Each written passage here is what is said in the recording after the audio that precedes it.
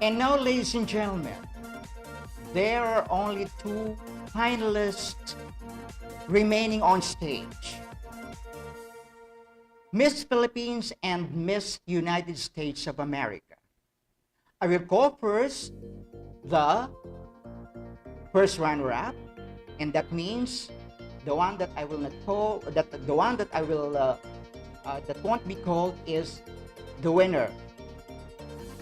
In the manner that the title holder cannot function or cannot perform the duties and responsibilities of the title holder, the the first runner-up will replace and will take over the title holder. Ladies and gentlemen, the winner,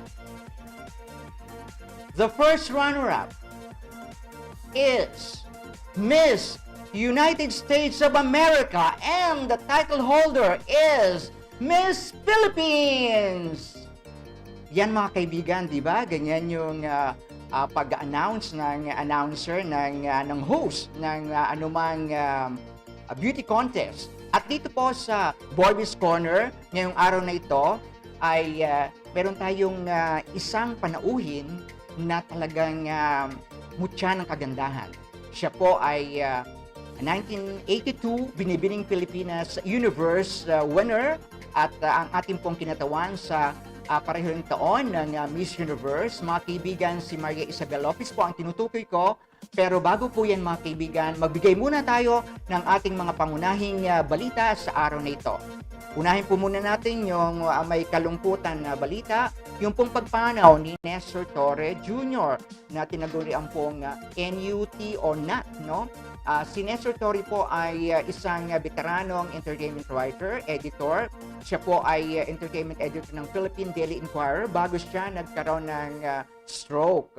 At siya din po ay isang founding member ng manunuri ng pelikulang Pilipino noong 1976. Siya po ay director din sa pelikula at marami siyang dinirect. Kabilang po yung Ang Isinilang Kubay Kasalanan, starring Bebet Orteza, Susan Valdez, noong pong 1977 ito.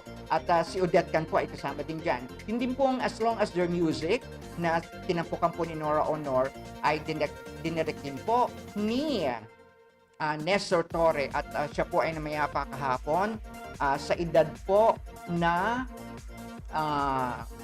79 mga kaibigan. At kami po ay nakikiramay, ang Boy's Corner po, ang OpinYon Live po ay nakikiramay sa pagyao sa pamilya po ng namayapang si Nestor Torre Jr. At siya po ay pumanaw sa isang home care sa Marikina City. Siya po ay inilagay doon dahil yun nga po yung kanyang kondisyon ng kalusugan at doon din siya po na mayapa.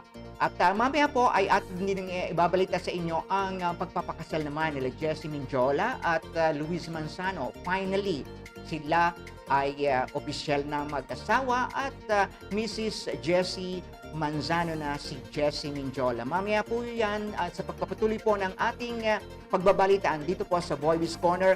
At ngayon po ay ihahandog na namin sa inyo ang ating pong panayam sa premyadong aktres, beauty queen, mga kaibigan, walang iba kundi si Maria Isabel Lopez. Magandang tanghali sa iyo, Maria Isabel, o Maribel. Maribel po ang tawag namin sa kanya. Maribel? Hello? Me and my husband Jonathan Melrod dito sa OpinYon Hi. live.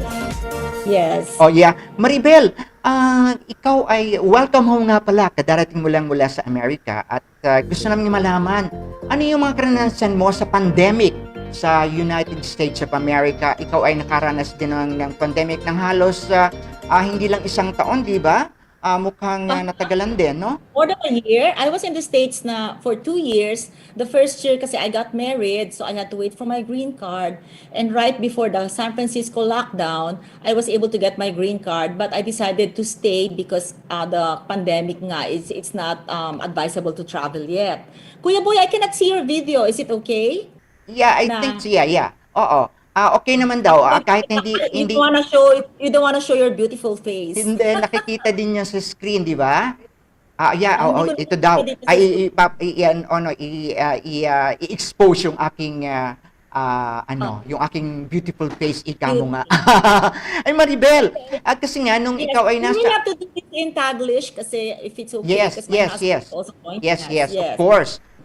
Maribel, when you were in the Yes. States, it was also still at the moment the pandemic stage worldwide, no? So when you were in the States, what were you doing when you were confined in the four corners of your house in the U.S.?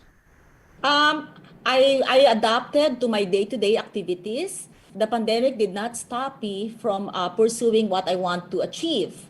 Like I was able to pull off a successful art exhibit. And even if it's, yeah, in the pandemic, I have never experienced such unprecedented sales in terms of my artwork. Yeah. So I'm so grateful for that. I don't even have any expectations that I was gonna be able to pull it off because people are not really prioritizing the sale of artworks. But I never stopped the pandemic from pursuing your goals. But of course, importante that you exert extra effort when it comes to safety protocols. So I opened my art show only to a very few exclusive guests who happen to be all serious buyers. At the same time, yung day-to-day activities like going to the supermarket, going to the drugstore, you have to really exert double protection. Like I was one of the first to be wearing masks when we fly. When my daughter and I we flew to Texas to attend a wedding, we were the only ones on the plane wearing masks because we already know that the virus was already in California as early as end of January. And then I was one of those people na sinabi ng CDC early on in the pandemic na mask daw will not protect you. So being an Asian, I think Asians are more comfortable magsuot ng mask. So I was one of those who are really insisting to wear mask kasi my reason is, I mean, if masks don't really protect you, how come the nurses are begging for mask? So Mm-hmm. I never listened and I realized that the government was doing damage control because there were no masks available. So now, finally, there's availability of masks and PPEs now in the US. I would say that because of the variant, I'm one of the first also to wear double mask. Ang ginagawa ko is, let me show you. Like here, Okay, yeah. I have a cloth mask, and inside the cloth mask, I put an N95 mask pa inside. So in other words, it's double mask. Mm-hmm. Another experience I had pala in the pandemic is, of course, you learn to improvise. You improvise like I'm a gym addict. Like I Mm-hmm. always work out, Kuya Boy, in the gym. So what happens since the gyms are closed, I cannot sacrifice my workouts. So I was fortunate that our house naman, in our second floor, we have a gym in one room. So I ordered a dance floor. So I continue to dance with Zumba like that. So hindi ko na I don't miss out on my workouts. We have weights, we have machines, I can do yoga, and now we have a new workout which is called the mirror. It's a mirror and in front of it, it's like you have a personal trainer. So those are the things na you learn to adapt. So yun lang, Kuya Boy. And of course, I learned that your mom, Mrs. Crescencia Lopez, is also in the States, and you were able to visit her even in the time of Oh the yes. pandemic. Oh, Kuya Boy, that's so nice of you to look at my page. You know, in the US, they lock the nursing home and they wouldn't allow visitors inside because we have to protect the elderly. This was way back in the lockdown na wala pang available vaccine. So I had to improvise visiting my mom on a window. I have to like carry this whiteboard marker and I have to write her and then show it on the window.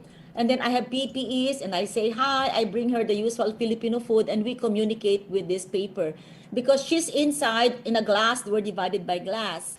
And then there was a time my mom, there was an outbreak of COVID-19 at the San Pablo Healthcare. So I mean, she was so fortunate na she's 94. Kuya Boy, I was so worried. I wonder if she would make it or not because she's Mm-hmm. 94. Mm-hmm. And then fortunately, my mom recovered from COVID. Of course, the after effect of COVID is, there's a weakening of the body. So medyo naging weak na siya. instead of being stronger. So when she recovered, I asked the nurses, I mean, I know that my mom is the oldest person na nag-recover from COVID. And then the nurses told me, no, no, Isabel, your mom is not the oldest who recovered from COVID. There's another Filipina, she's 102 years old. Wow. She also recovered. And then I realized those people who died in the nursing home, at least in my mom's nursing home, they were mostly Filipinos survived. Those who got COVID, they survived. And then most Caucasians, I don't know for what reason or something, a few of them like passed away in the nursing home. And then the nurses naman and the staff, they would get COVID. After they recover, they go back to work. Yeah. What did you what were you feeling when you were just seeing your mom uh, inside that mirror, and the mirror was between you and your mom? So how was it? How was the feeling? Oh, well, of course, I'm worried, but I know that she's well taken care of. And I know that she's in a better place because in the nursing home, there are Filipino nurses, and we know all over the world of the tender, loving care of the Filipino nurse. And second, of course, I mean, I feel sad that, it's not like in the Philippines, our elderlies, they stay home. We keep them in our house. We can get a yaya for them, but then since my mom is already like dementia, she has to like stay in the nursing home. And then the atmosphere of nursing home, the highest death rate in the US are the elderly from the nursing home. Mhm. So I was thinking that probably the diet of these elderly Filipinos, it's normally farm to table. They grew up with talbos ng kamote, with with gulay. They're not the fast food generation, so I guess that's why they're kind of like strong. Their immune system could really fight. Mhm. Yeah. Oh, I have to mention this boy. A Yes, couple yes. of times pala napapaaway ako sa US. Why? I was one of those who would wear the face shield. So Uh-huh. meron akong face shield na it's actually a sun visor na binababa kong ganon. So wala pa kasing face shield that time. I Mhm. would wear it and I would go to the supermarket and somebody would call me Darth Vader. And then some people like would tell me na I would tell them na excuse me, social distancing. They feel offended when you remind them that. And then inaaway ako. They tell me, you know what? You're a bitch. They tell me like that. One occasion naman, somebody touched my cart. So I said, that's my cart. You touched my cart. And then the guy said, well, it's yours. Sabi ko, you touch it. He tells me now, well, you're more protected than any one of us here. Kumbaga kasi balot na balot ako. May Uh-huh. gloves ako, may mask, may face shield, nagko-cover all pa ako, ganon. Kasi sabi nila, ligtas ang praning, di ba? Yeah. Was it ano? But there are many Yes. occasions. I can mention 5 instances Uh-huh. na Talagang ibig sabihin nun was it a part of the racism issue that is currently happening in the US? Well, there's always racism. As an Asian, of course, you also want to think like that.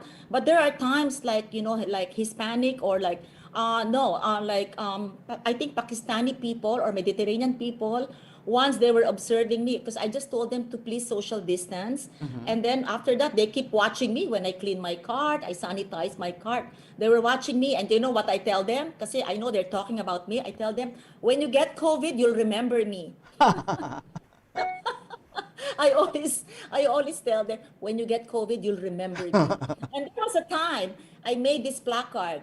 So front and back, nakasulat doon, please maintain 8 feet distance. And then some people said, you look, she said it 8 feet. She added 2 feet. And then I said, yeah, you add 2 feet because of the variant.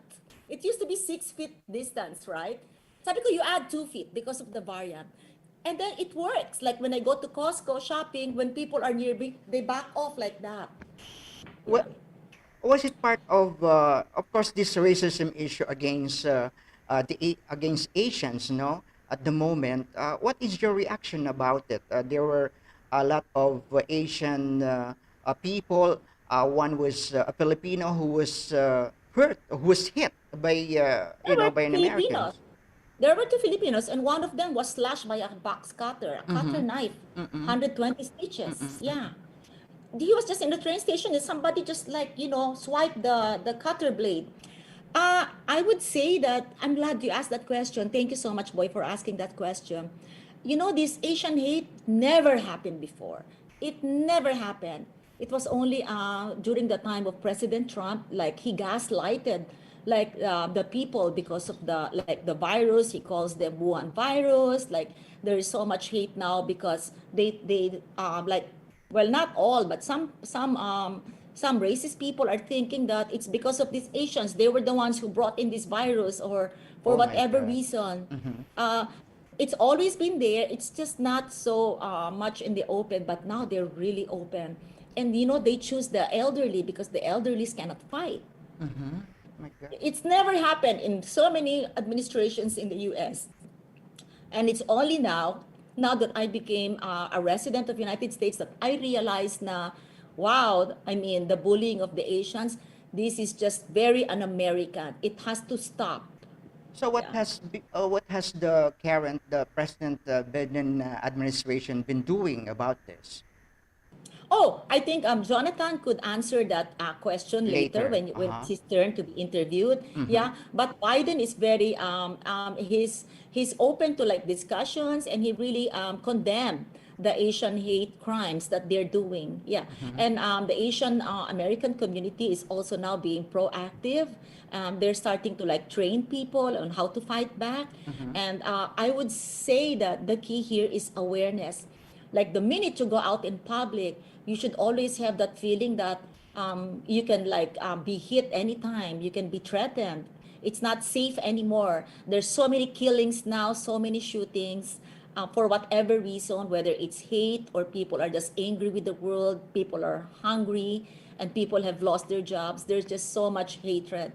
So we just have to like be aware and be more conscious to protect yourself. So would you encourage your our fellow Filipinos to still migrate to America at this moment amid this hate Asian controversy?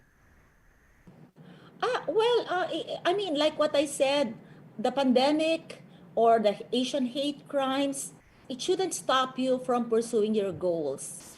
I mean, I had always been unstoppable, Kuya Boy. You know me that none of this would stop me. Like me losing my Philippine driver's license wouldn't stop me from driving in my country, because now I'm a holder of an international driver license, Mm-hmm. allowing me to drive 100 plus countries. What a blessing, di ba? Mm-hmm. Yeah. Mm-hmm. Kumbaga, you gotta improvise, Kuya Boy. You just have to like not allow these blockages to stop you, to deter you from achieving your goals. Your Just ikaw like you, yes Kuya Boy. Imagine in this pandemic, you yes always write. You have an online show that I haven't seen you do before. You Wh- only write for the tabloid, for like these hard copies of newspaper, and look at you. You're improvising. You're expanding your world. You're of global course now. oh yeah of We're being course watched. We're being watched all over the world. I have friends in Italy. Maricar, Hamito, I know you're excited to watch this.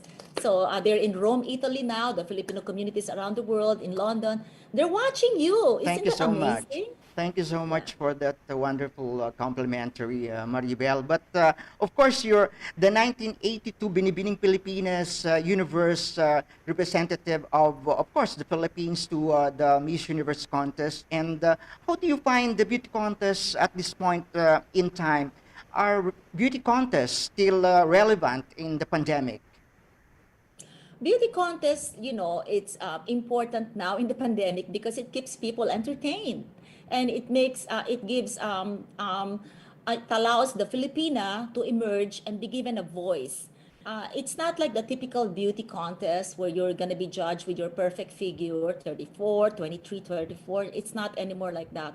Beauty queens now have more purpose, they have more voice, and they're using that influence to contribute to changing the world. So the relevance of beauty contests will not go away. Now, to be more shallow on that, remember, it gives joys, especially to the LGBT community. It makes them happy. I just came from the hospital, and Jal, the one who extracted my blood at St. Luke's today, he was talking to me about beauty pageants and how the Mhm. Filipinos are doing very well. I mean, we fared very well in all these pageants. We almost hit the title, if not, we're first runner-up. So in other words, our winning streaks are very powerful now. So whether you say that beauty queens, beauty contests are irrelevant or not, just look at it this way. I mean, it eases the life of the Filipinos in the pandemic. It changes people's lives, especially me, the simple girl from Balik-Balik. I was a nobody. I was raised poor, living in a depressed area. And I have gone so far, and thanks to the crown on my head.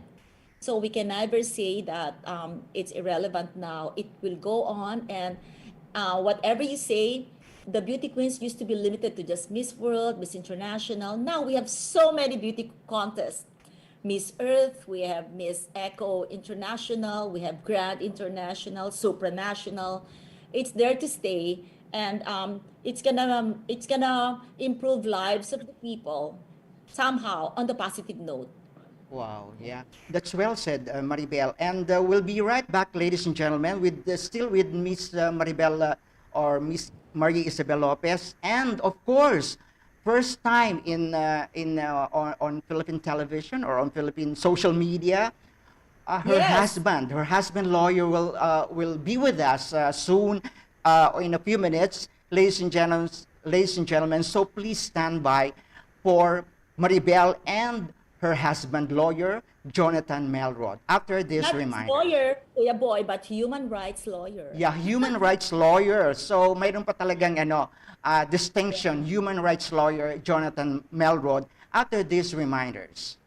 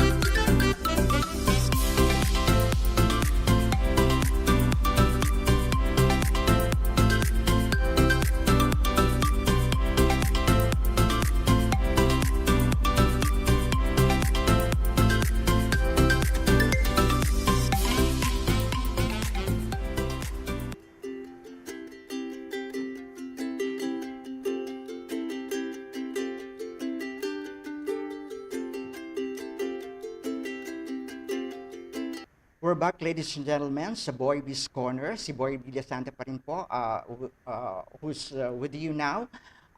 And of course, we still have Maria Isabel Lopez, the award-winning actress and beauty queen. And now, may I present to you her husband, human rights lawyer, Jonathan Melrod, direct from the United States of America. Hi, Jonathan. Hi, and I'd like to thank you very much for inviting me. It's our pleasure to be with us, with of course with Maribel virtually at this point. So I'm sure you're already missing Maribel physically, but at this point we will have here in the Philippines your wife at the moment.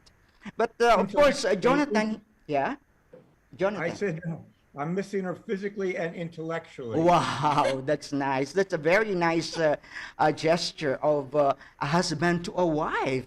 And of course, Jonathan, you're coming out with a book, or is this already published? Is this a book already in the market? The title of the book, ladies and gentlemen, is "Fighting to Win." And of course, I would like to know, Jonathan, from you, direct from the horse's mouth, what inspired you? What pushed you to write a book like this? Well, let me answer your first question first. The manuscript has been completed. and I'm negotiating or in discussions with a number of publishers, and I'm quite hopeful that it will be published. And when it's published, I'm hoping it will be for sale at Popular Books in Manila. Mm-hmm. But what motivated me was in 2004, I was diagnosed with terminal pancreatic cancer, Okay. and I was only given 6 months to a year to live. Mm-hmm. And I had to think about what legacy I was going to leave behind for my two sons. And I realized that they were still young and didn't really know what I had done with my life. And they used to ask me, Dad, why did you go to college and then go to work in a factory?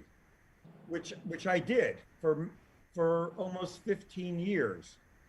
And I was from the generation where we had idealism. We looked at the world as something that we could change, we could make better, that we could fight racism, we could fight, injustice. And once I had finished college, I went to work in the trade union movement to be an organizer. So And in the this book course is, of that, yeah. Okay, go ahead.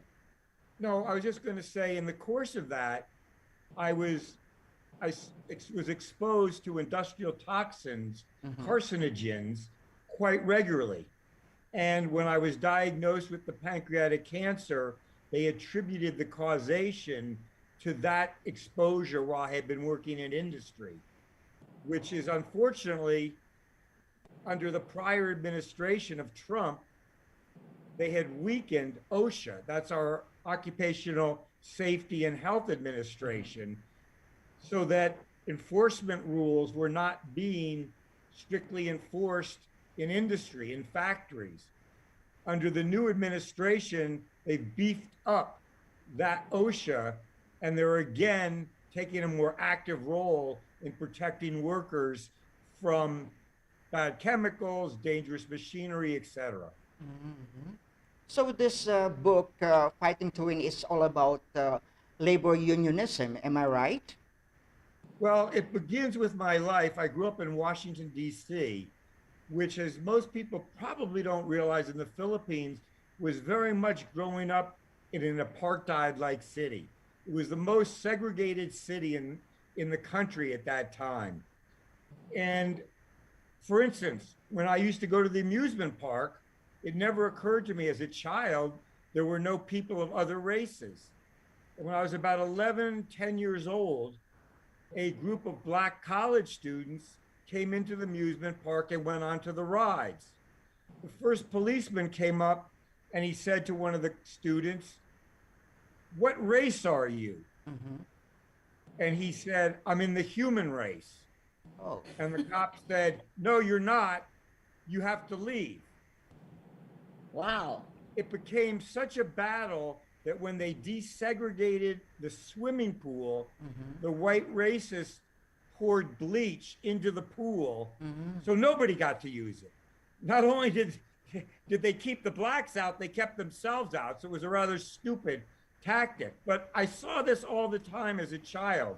I'd be in Virginia with my family, and you'd see a black chain gang with shackled together with chains and a large, white Southern cop on a horse with a shotgun cradled in his arm.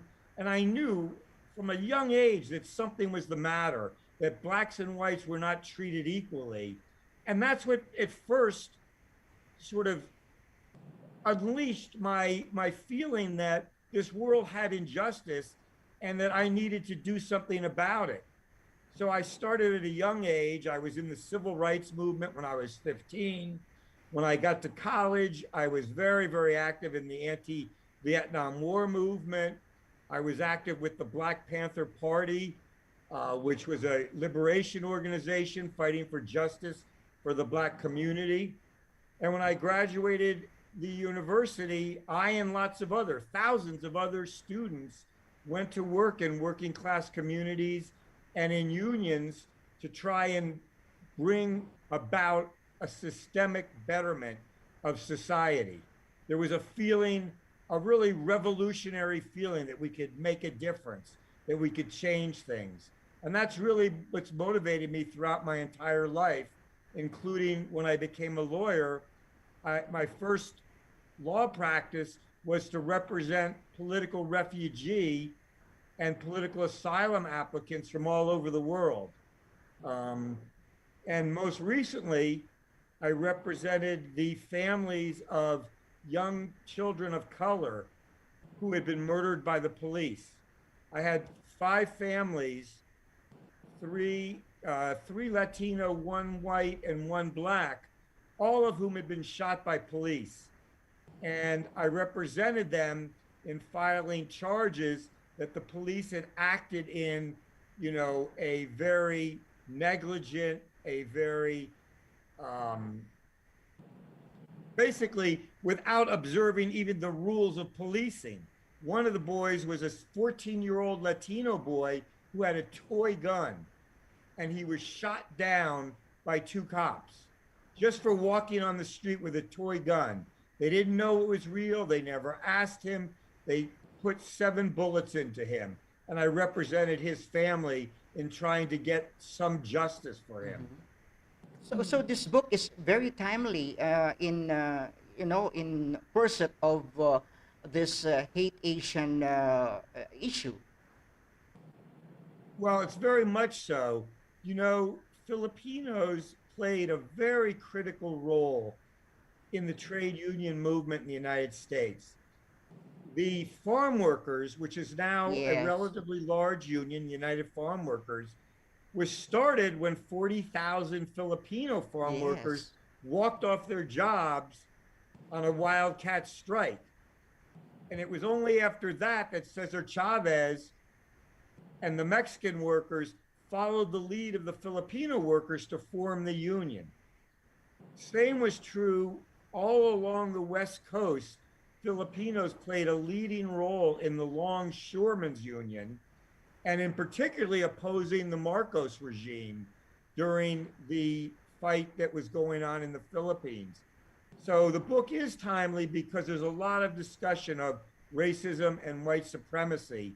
And unfortunately, we're seeing a resurgence right now in the United States. There's always an underlying racism going back to the Chinese exclusion laws in the 1800s, and when the Japanese were thrown into internment camps during World War II. And now we're seeing it stirred up again, unfortunately, directly from President Trump. They were able to look at the speeches of President Trump, blaming the Chinese, calling it the Kung Fu virus and the Wuhan virus. Everything was to make it seem like it was a foreign enemy. And a lot of people in America took that to mean that it was outsiders, people that aren't like us, like white people, who are the cause of this. So the fight today is so important. Just in San Francisco, they recently pushed down, I believe she was a 90-year-old Filipino woman on the street. And 3 people stood there and watched it. And the doorman at a hotel closed the door so she couldn't come in. This is unacceptable. We've all got to stand with each other in unity to oppose these types of things so that we don't allow racism to divide us. Don't allow racism to make one group feel that they're better than another group.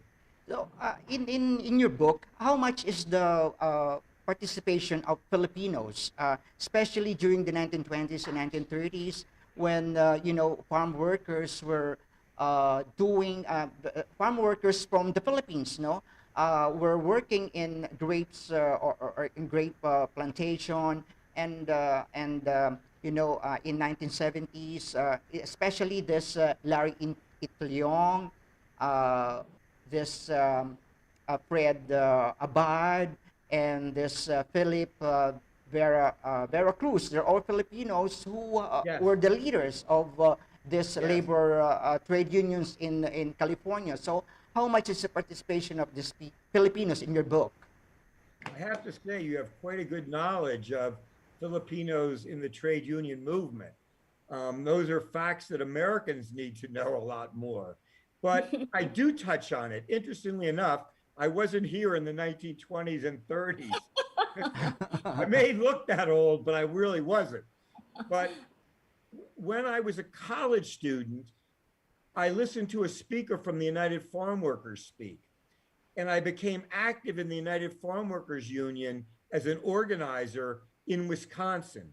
Now, there weren't Filipino workers in Wisconsin, but when I write about it in my biography, I make exactly the point that you're making, that it was the Filipinos who jump-started the United Farm Workers Union, and we're not really given the credit for having done that, but they were an integral part of the creation of the Farm Workers Union here. Yeah, hi. Jonathan, we're running out of time. Maribel, I would like to ask you, how did you inspire, or how are you inspiring Jonathan in the completion of this book? Well, he's already inspired in the first place. So what I'm doing now is I'm just like trying to help him with promoting the book on social media, like me and my daughter Mara. She's like, the social media manager for Jonathan. So how I inspired him, of course, behind every successful man is a beautiful wife. So Yeah. Yung showbiz career mo sa Pilipinas, how is it now? my showbiz career, well, before coming here, I was set to do a guesting in Tadhana on GMA, and then all of a sudden, I had to move my flight. So my actual schedule for taping was on hold because I had to wait for the second dose of the Pfizer vaccine. My husband wouldn't let me come back to Manila until I get vaccinated. So now that I'm back, I'm set to do naman some guestings. What happened was we're in a lockdown for an indefinite period of time. So no one's allowed to go out except for medicine and food. So right now, I'm just like doing all my checkups. Yeah, but however, in the States, I am set to start a new film in May with Ara Chowdhury and Chris Libanan. They're the filmmakers of the first film on cannabis called Super Psycho Cebu. So in May, I'm set to do that, and I also have an offer to do a play on Greek mythology, doing the title role of Hecuba sometime in the summer or fall of this year. And of course, right now, I'm supposed to do another art show towards the end of the year, but I got busy with commissioned artworks. So that one is until the summer. I have to like finish my commissioned artworks. Yeah. So right now, I just want to invite people to please follow Jonathan Melrod on Instagram and Twitter, and also to check out his Facebook page, Fighting to Win by Jonathan Melrod, because it's really a very enlightening book, especially in the labor workforce and how it is to the working class. Yeah. Jonathan, how is it being married to a Filipina? Well, that's an interesting question. It's we have a very good marriage. Sometimes the cultures don't exactly mesh, and we'll say things to each other, and neither of us can understand what the other one is trying to say because of colloquialisms or particular habits, etc. But I'd say, as marriages go, it's quite a successful marriage, and I highly recommend marrying a Filipina. I want to say this. Just a funny line is when I was married to Jonathan, I realized that, they throw food all the time. And Filipinos are very good at food preservation. So, so, That's a so very good. one of the things we fight about is like putting too much food in the freezer, preserving it. Well, sorry, but we don't have time anymore. But I still have other questions to ask this two beautiful people, Maria Isabel Lopez and Jonathan Melrod. But of course, we will have another session with them on air or even off air. But I would rather have it with you guys live, no, on Facebook or any other platform that could beam live to our televiewers and our fellow Filipinos. Maribel and Jonathan, thank you so much for gracing our show, and we wish you good luck, Jonathan, to your book, and Maribel, to your film in May, and to your other endeavors, other advocacies. Maraming Likewise, salamat. Kuya Boy. Thank you so all much. so much. Of Fighting to Win by Jonathan Melrod. Thank you, Okay, coming Jonathan. soon. Bye, Kuya Boy. Thank Bye. you. Thanks. Right. Thank you so much. Thank you. At patuloy po tayo mga kaibigan sa ating palatuntunang Boy Biz Corner. At yun nga po, kanina ipinapaalala natin sa inyo ang isa pang balita natin na ikinasal na nga sina Jessie Menjola at Luis Manzano. Yun nga po, kanina kausap namin yung isang veteranang periodistang pampelikula, si Alice Vergara, at sabi niya na nabalitaan na din nga niya na ikinasal na si Jessie Menjola at si Luis Manzano, at nabasa niya kay Ricky Lo ngayong araw na to. Pero noong pong linggo ay nag-post ng ABS-CBN News at ang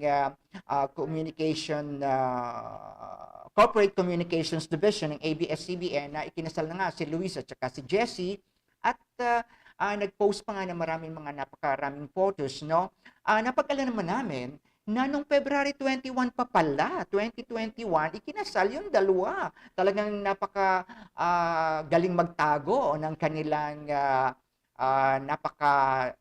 kumbaga memorable na kasalan. Ako, umiiyak pa nga si Luis Manzano habang hinihintay niya dun sa pagrampa.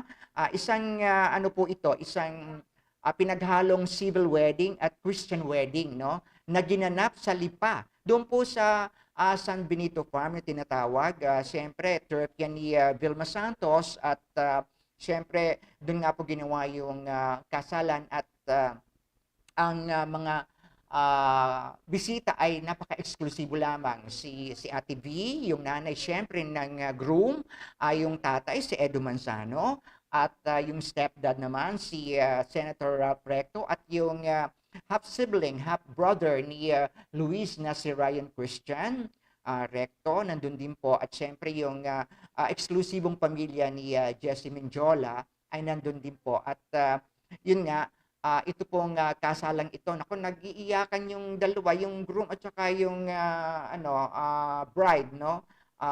Sa kanilang dakilang pag-iisang dibdib. At sana po kami dito sa OpinYon Facebook Live sa Boy Biz Corner ay umaasa ng matiwasay at magandang union ni na Luis at Jessie. At bago po tayo maghiwa-hiwalay mga kaibigan, nais ko lamang pong samantalahin itong pagkakataon ito na batiin ang mga tagapanood natin. Si Josephine Gomez, yung pong isang artist na nating nakapanayam na dito. Sabi niya, best wishes to your interview of the Melrods, at best wishes din kay Maria Isabel and Jonathan. Napakaganda daw ng boses ni Maribel, at and I'm doing fine daw. So, boy, you're doing great as host. Thank you so much, Josephine. At si Direk Toy Match, hello, Tito Boy. Si Jeco Cabello ay bumabati din sa atin. Ang ating kaibigan si Hel Gomez ay pasabi na i-greet naman daw siya. At sa kanyang pamangkin si JM Magtalas ay nagdiwang noong last week ng kanyang kaarawan. Binabati natin siya, si JM, at ang sindalang titok yan po sa Pampanga, no, mga kaibigan. Kami po ay nagpapasalamat sa inyo sa pagtutok ninyo sa ating eksklusibong panayam kay Maria Isabel Lopez at kay Jonathan Melrod. First time po yon na nakita ng publiko na yung live, no, na nagsasalita sila, yung kahit na virtual lang, yung lalaki, yung husband nasa Amerika, at si Maribel ay nasa Pilipinas.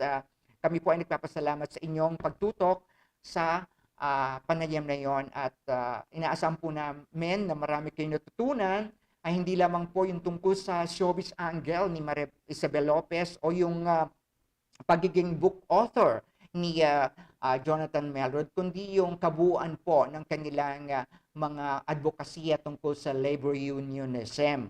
At yung kay Maribel naman, yung kanyang mga advokasya sa mga kahalagahan din ng beauty contest, na sinasabi niyang ito ay nagpapakalma ng isang tensyon, lalo na ngayon na pandemya ay kalat na kalat po yung ating pangamba at takot, at nakakawala ng tensyon ang mga beauty contest. So yan po muna mga kaibigan, si Boy Villasanta po ito, pansamantalang nagpapaalam sa ngalan po ng ating mga kasama dito, si Aya, si Kim at si Sol. Kami po ay magbabalik muli sa Miyerkules alas 11 po ng umaga. Dito pa rin po sa Boy With Corner. Maraming salamat po.